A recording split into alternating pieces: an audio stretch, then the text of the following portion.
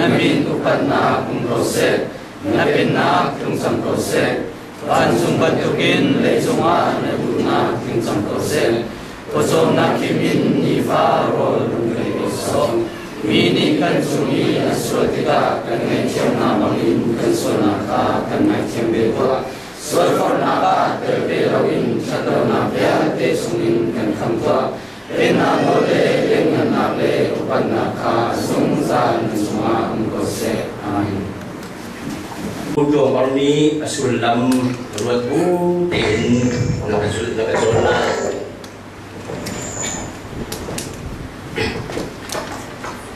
Kema ujo marni Hikami Christian Fellowship tu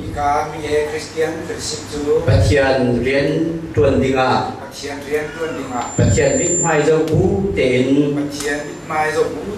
Hi Rian tu Zau Han Dingin Bia Kakam Tam Pi Kadilong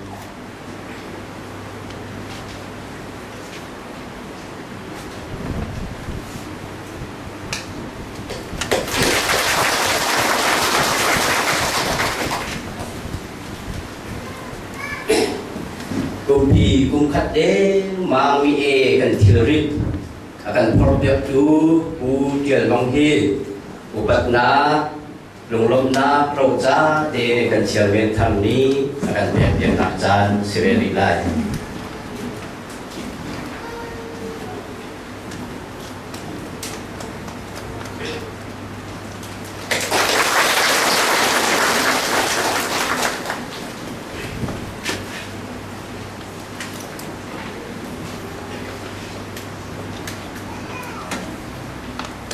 Thâu thanh tinh tế trồng ba là còn bị tả lại.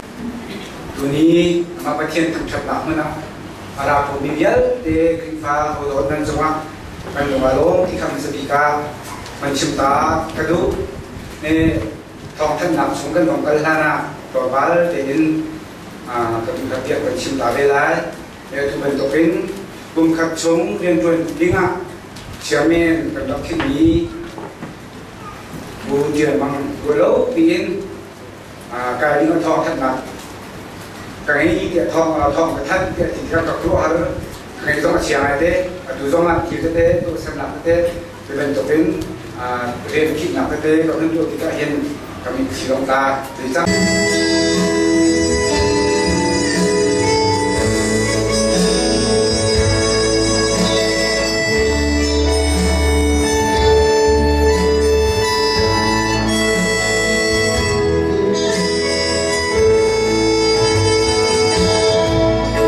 Hãy subscribe cho kênh Ghiền Mì Gõ để